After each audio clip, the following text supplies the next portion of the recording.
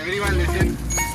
Okay, see, it's not like you have to have a thing. It's just for your reference. Okay, so that you know what's happening. There's nothing to do with it. It's just showing you what actually is happening. Alright?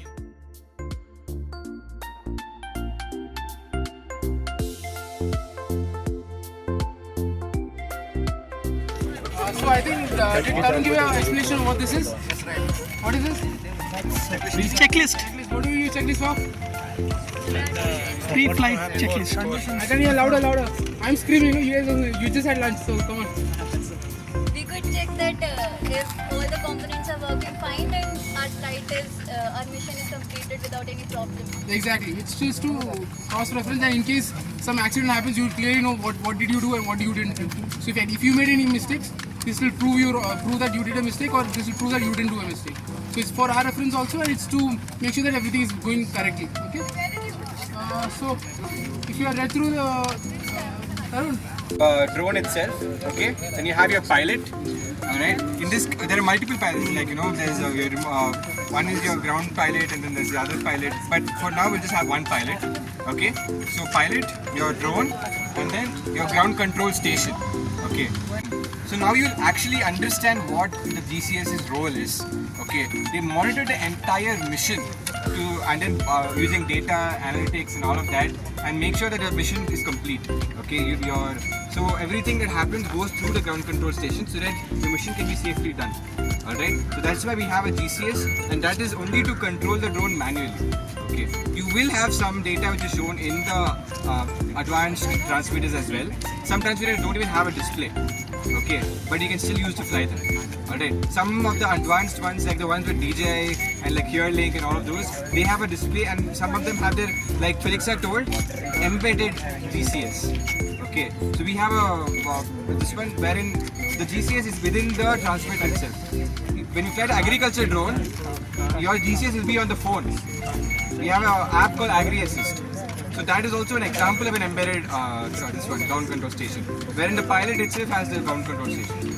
Okay, so we'll begin right now. Quickly go through the RT calls. Alright, you can tick, if you have a pen, you can tick it as we go. Okay, and then note down the things. Alright, this is just a demonstration. Okay, so I think you guys have filled the first ones, bro. Date, start time, check no-fly zone. How do you check no-fly zone? Yeah, digital sky map, right? So you check there whether there's no-fly zone. We are in no-fly zone, but we have sanction to fly, so it's okay. Okay, cool. Check temperature. Again, if you have the anemometer, we'll check temperature. It's okay for the mission. Right now, we don't have any temperature sensitive components here, so it's okay for the mission. Check wind speed. Wind speed is less than 10 knots definitely.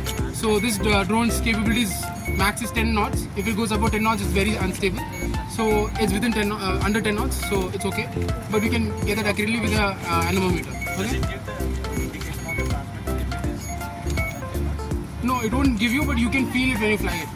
And if you're doing an autonomous mission, like if you can see that it fights and it shows EKF error. It means there are too much vibrations in the drone. That means it's not able to do its mission properly. So that time it'll hit, either it'll automatically hit RTL or we'll manually take over. Okay. Yeah. So wind speed is done. Check visibility. So like I said, this is a visual line of sight flying. So we just check whether we have, if it's foggy or not, or whether we have clear visible. So I'm going to do a mission from here, take off, go there, come back. So it's all visible for me. So it's within my visibility. Okay. So take.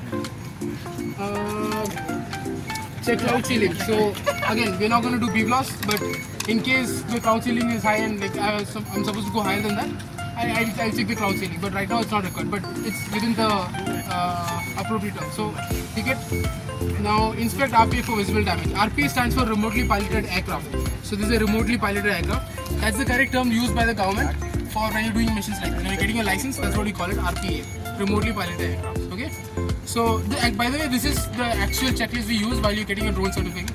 Because when I did my certificates, I did the same checklist. This is my checklist. So, this is exactly what the form you form when you get your license. Okay. So, inspect RPA for visible damages. So, I check for visible damages. I check whether my arms are correct. My arms are correct. No vibrations, no shaking. Propellers look fine. No cracks in the propellers. Motors are freely rotating. Nothing coming in way of the propellers. Some loose wires, but I think it should be okay. Just get it. Yeah, that doesn't come in the way of the props, so it's okay. Landing gear is strong. Yeah, good to go. Battery secure. Yeah, ready. So no visible damages. Okay. Now, RT call for clearance to switch on radio. So my radio is not, right now it's turned on, but when you're doing the actual procedure, you do everything off first and then you follow this and then you turn on your drone. So RT call for checking for radio turn on. Clearance to take on. So I am the pilot. Gear. So, Landing gear. so landing has been checked. Yeah. Okay, RT call for clearance for radio, right? So I'll be talking to the ground station because they will also have to set up their things. So I'll ask for clearance to turn on my radio. So how we do that is, so usually the protocol is, who am I talking to, and what is my command? Okay. So my call sign I will give it. So whenever if you're a drone pilot, your call sign, whether it's, for example, if this drone is called Alpha, okay, Alpha. So you'll have unmanned is the tagline before it. So unmanned Alpha. So whatever your name is, for example, if this type certified AP304, you'll have to say unmanned Alpha Papa 304. Okay. So that's the actual protocol to follow. So right now this is just called Alpha. So unmanned Alpha. Okay. Alpha 01. Okay. Unmanned Alpha 01, and I'll refer to ground. So that's ground. So unmanned Alpha to ground, requesting clearance for turning on radio. Unmanned Alpha 01, you're clear to turn on radio. Copy that, turning on radio. So then I turn on my radio. Okay. Radio is turned on. What's next? Switch on radio, ensure the throttle is okay, done. Check GCS is powered on RT call. Unmanned Alpha 01 to ground, please check GCS.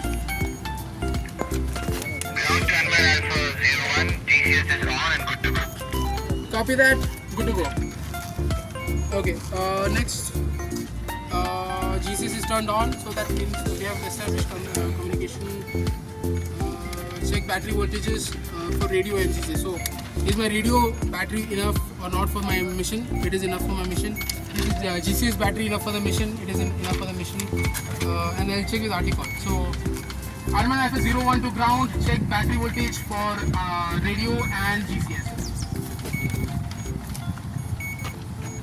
Ground to Unmanned Alpha 01, your radio is 89%. 89er. 89% and your GCS is 99%.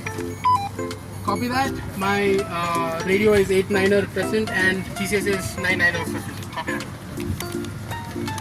So whenever they give you a value, you need to repeat it out. And they also know that what the exact details are. Okay? This is the same procedure you follow for when you're flying and talking to ATC and traffic control and flying in aircraft.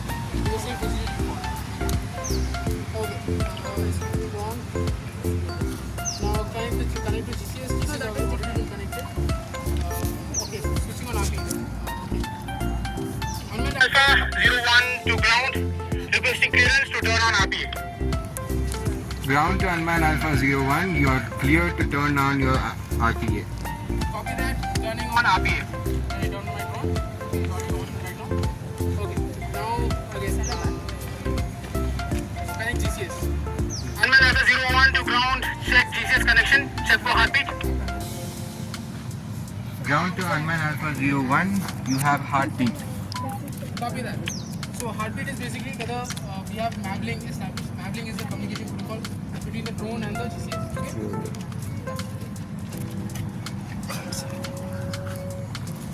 Yeah. Now from there I can check the battery voltage of the RPA because my battery data will be sent there. Okay. So Unmanned Alpha 01 to ground. Please check RPA voltage.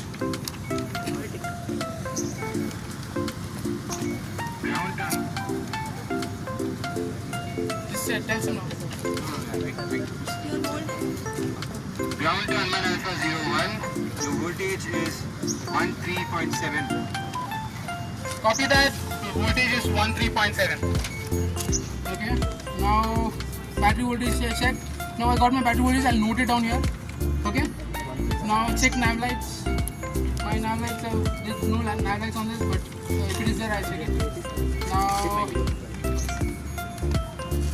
check for compass errors, article to ensure. So we talked about calibration and all that. No, you guys did the calibration? No, right?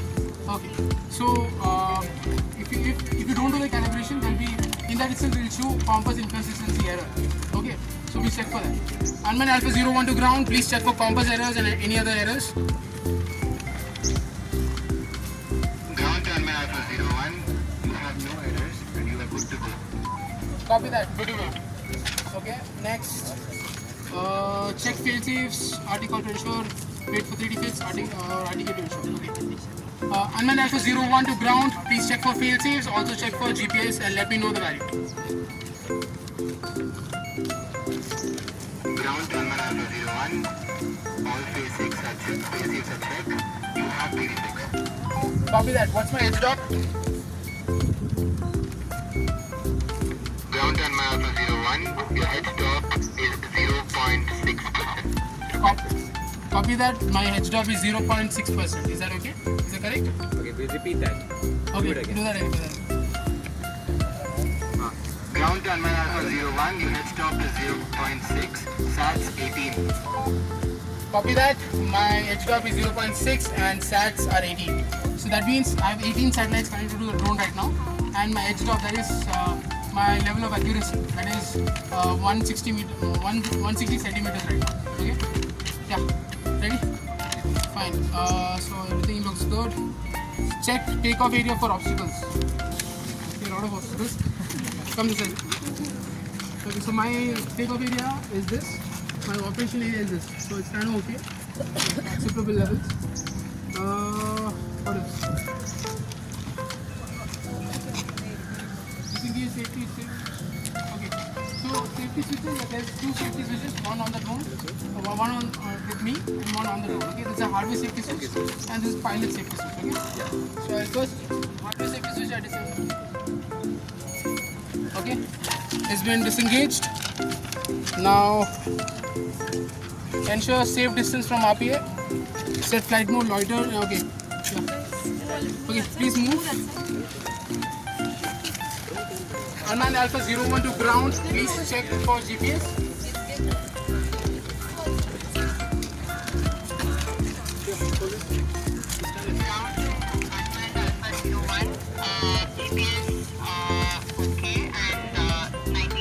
You have 3D fix. 3D DGPS, not 3D fix. Okay. So copy that. Not going for autonomous mission. I'm only doing stabilized flight. Okay. Because GPS is not enough for autonomous mission right now. Okay. We'll wait for some time. I'll do stabilized still. So right now we're not getting good connection from SATs. So we won't do an autonomous mission now. I'll just do a normal stabilized check. Anyway, I have to do control check. So I have to see whether the drone is operating fine before I do an autonomous mission. So I'll take off, check basic controls, pitch, roll in your, land it back, and then we'll see if we have RTK, if you have good GPS location. If you are good, then we'll go ahead with the mission planning. Okay. Okay. Unmanned Alpha 01 to ground, requesting clearance to take off from pad 02. Hello to Unmanned Alpha 01. You're cleared for takeoff. Copy that. Taking off. Okay. Clear. More check. More check. Copy. Arming. Arm confirmed. Rolling up.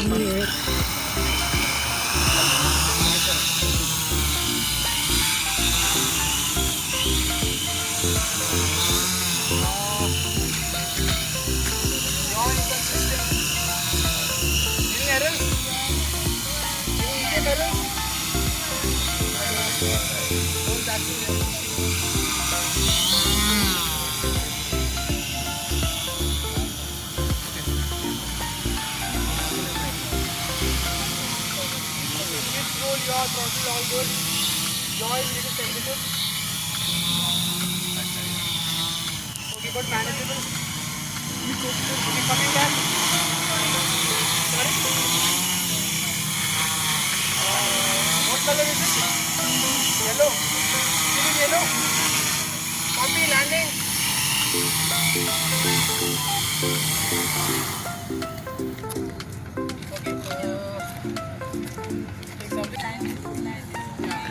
Some of the, I think, compass calibration or something has to be done for it to get the better data. So basically, the IMU data and the GPS data we're getting is some small glitch in it, and I could feel it already when I took off.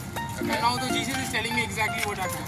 So that's why before even the error came, I asked for check EKF error, and when it first it didn't show. Later when I did the thing, it showed it, right? So I could feel it before it even happened. So like that, pilots can already feel. If you are pretty experienced, you will feel exactly what's wrong with it. So you can predict it also.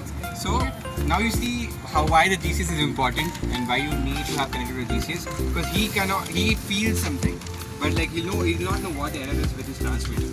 Okay, so the GCS will know all these diagnostic data which is going through a telemetry that you put on that. Okay, alright. So using the telemetry, you get to know all this data that the flight controller is sending to your ground control station. This is a very important aspect of all these flight rules, because the flight controller has to communicate what are the issues it's facing. Okay. So EKF, yesterday I covered sensor fusion. Actually, it basically stands for extended Kalman filter. Okay. It's an error with the Then it will be okay. sensor fusion. Okay. So now once we do calibration, compass calibration, and all that stuff, we should have better data. Planning also. How will We it have be? See, the RTK GPS is showing DGPS, but it has 18 tags, so should be okay for. Little fishy, but I think the autopilot can handle it. So is there anything like minimum satellites required? Minimum is 4. Yeah. It will tell you. So But 18 is what it's showing. Yeah. Why it is again, the connections to those 18 satellites is not. okay? And the thing is, this is RTK, so this RTK requires more number of satellites. PPK also you can do. PPK also you can do. PPK also is available, but usually normally RTK is good thing. So that we like that time. Yeah, because sub-centimeter level you get PPK also. I'm not sure, not exactly sure the difference why they use, but most commonly they use RTK. I think it's easier to get secure connection in RTK. I don't know whether you can see the screen, it's pretty dark here.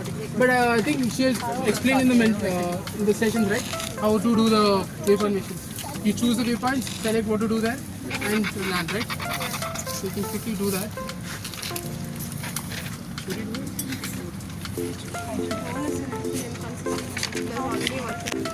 Can't see Okay, anything. Clear, no? show it around. Remember yesterday I've told you how you create like takeoff and a land position and other waypoints in between. We checked 3 waypoints yesterday, right? So today we'll do with 6 waypoints. That is, one is your takeoff, then 4 different positions, and then the last one is your land. You'll be landing not in the same place, in a different place, so that you will know how different it is. Okay? So yesterday I have told you how to add your waypoints, right? Do you remember? You have to go to the plan section.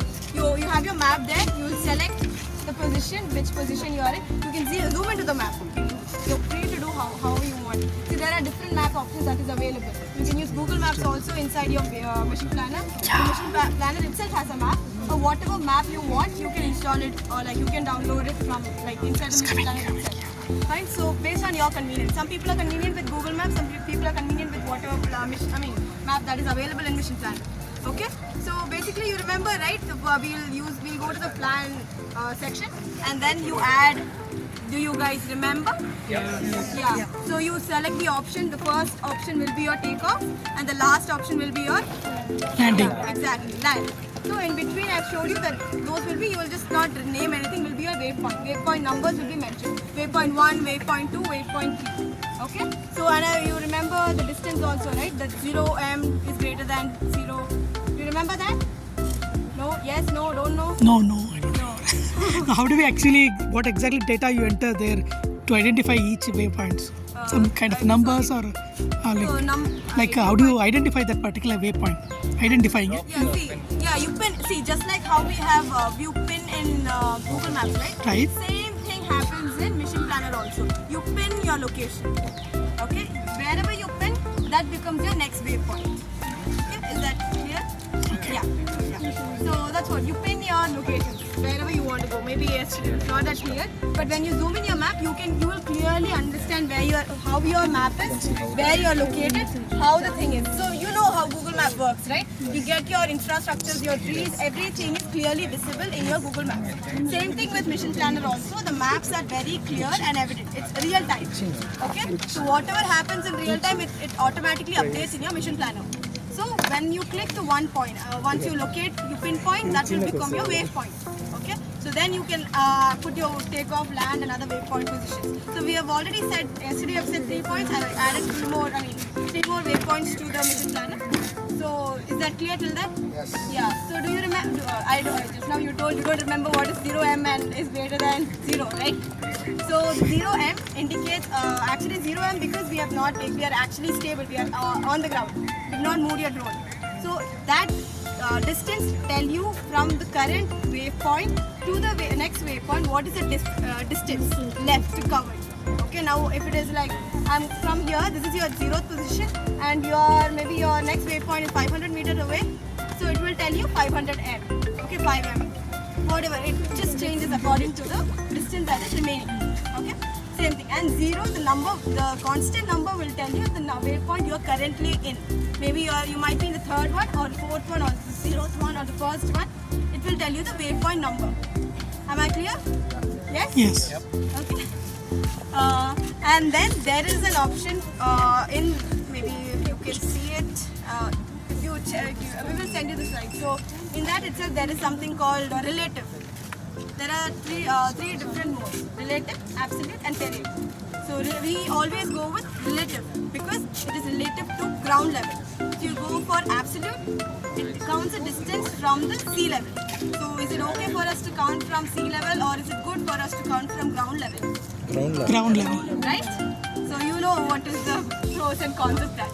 So we always go with relative. Okay? So terrain we go because when we have an uneven surfaces. Okay, when your drone is somewhere, right now we have a solid ground, it is flat. So when you have a place or area which is uneven, we go with terrain. Okay, is it clear? So right now we are going with Ground. Oh, I see. Who's talking about terrain? Ground. We do have uneven terrain. I like the way he reminds me. We do have sensors, but we don't have anyone. We have a downward facing light. So okay, so we are going with Ground. right. Relative. Okay, Relative. I don't think we'll be able to do waypoint mission right now because of getting a lot of GPS errors. It's mainly because of the amount of metal here, and I'm getting compass inconsistency because of that. Plus, this is a research institute, right? There's always antennas here. So sometimes because of the antennas, we get a lot of interference for the GPS. So here we have a lot of issues sometimes. So right now I wouldn't advise, as a pilot, I wouldn't advise to fly it. But we'll be going ahead with the agriculture drone. We'll fly that and demonstrate it. Okay? Sorry about that. Okay. Over to Advait. She'll be explaining about that. You can go gather her there and she'll explain the parts of the drone. Agricultural drone. So you guys know about agricultural drones? Yeah. What is it used for? What can it be used for? Agricultural is that fertilizers. Yes. So Spraying it can be used pesticides. for various agricultural purposes. So the current drone that we have, the frame is in pit, where we had tie up with Krishaka, right? Huh. So we had a tie-up with them and we built a custom frame. Rest all it's off the shelf components. This is powered by I think 32,000 mAh battery, and yeah, Steve will demonstrate it. And yeah, right now it just sprays the water down for the demonstration. Pump and how the nozzle spray. So there are 4 nozzles, as you can see. So and there's a pump there, so it will spray water via these nozzles. I think that's enough for. This smaller space static or we will control it all? So it depends. So we have different controls based on time. If we set spray at a certain area for 2 seconds, it will spray. I think are we ready for the demonstration? Stains. So this has a foldable arm, right? So I check whether they are tight because I don't want them to be loose mid-flight. Straighten out the wings. Sorry, the props. Okay. Check whether the nozzles are secure. Secure. Loose. Secure. Okay. Now check for pump. Okay, before that I'll turn it on. Okay, turning on RPA. Spark. We on. Radio connected. Okay, checking for clear. We're gonna spray. Okay. Need to delete it.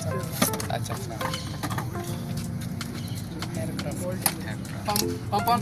Stop. Pump. Stop. The pump is working fine. Okay. Yeah. Good to go. Okay. Everyone. For this drone, I want everyone to be back. That's it because I want the entire FPV. It's a very big drone.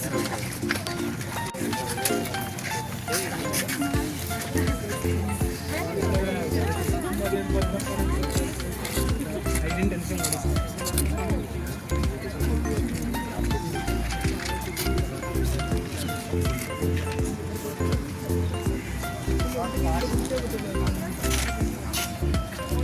14 satellites connected. GPS is good. Compass is good. Work mode. Attitude mode. Spray 100%. Radar 2.0. Okay. Good to go. Ready to fly. Clear, please. Everyone, back. Stay back. Okay. Powering on. Arming. Throttling up.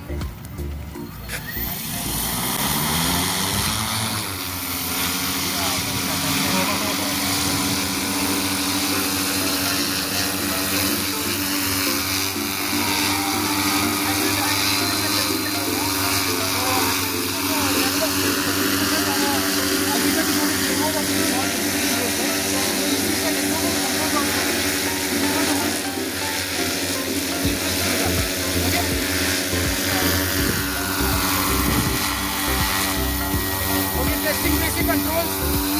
Performance throttle good. Performance pitch. Pitch good.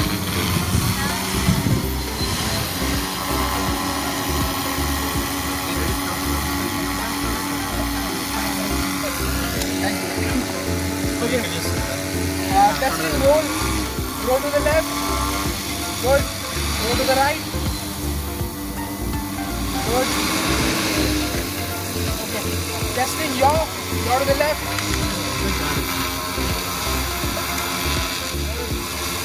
Yaw to the right.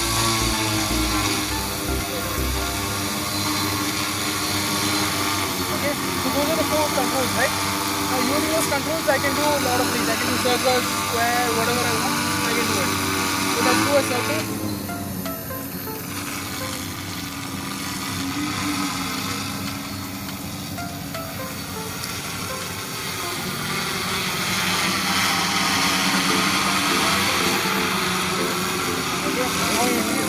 Infinity single.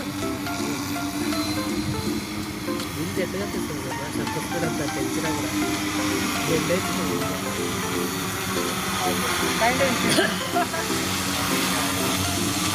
Okay. Bringing it back.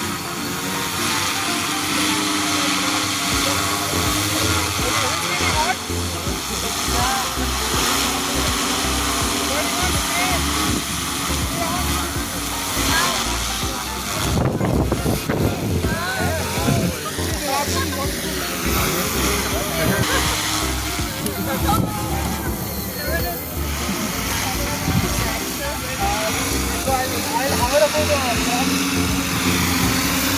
See how fine the top is.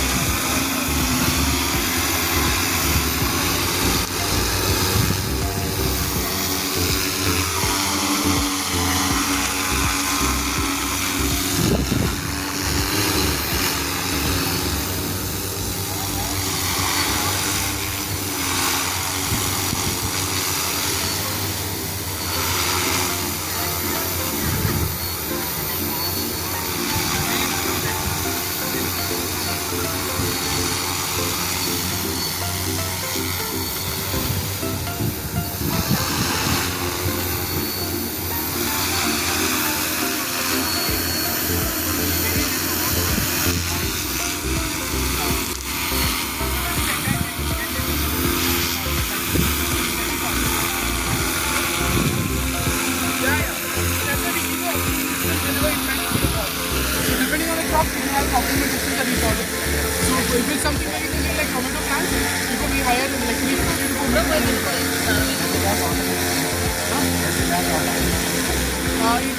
Right now this doesn't have, but there are sensors and we have also developed our own also.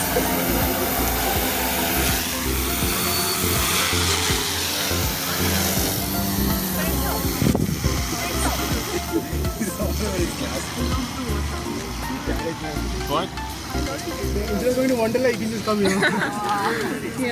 Okay, I think spray is off. Power mode. First level voltage. That's the only job I get. Coming back.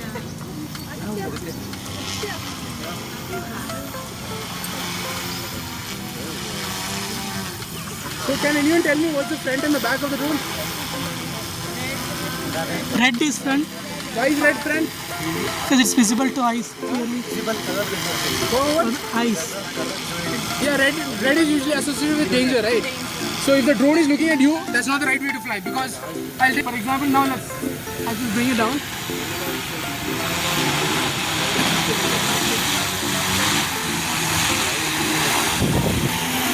Okay. Now, where is the drone facing? That side. So I'm here behind the drone, right?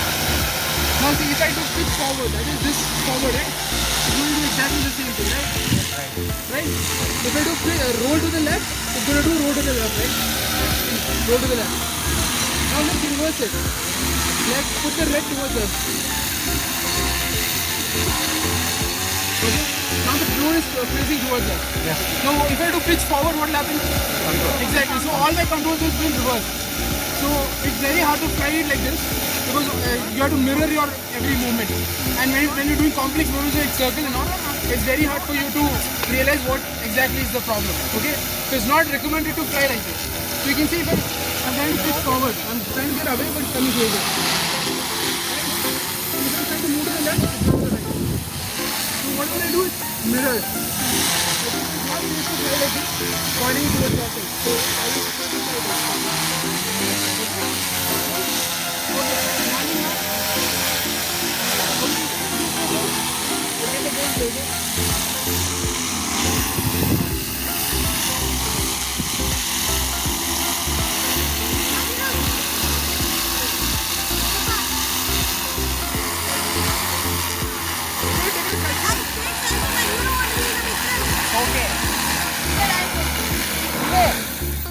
Okay, landing, disarm, confirmed. Safe lander. Yeah, safe land. Pleasure with it. Don't ever come close like this. I've done this many times, so that's why I'm kind of confident with it.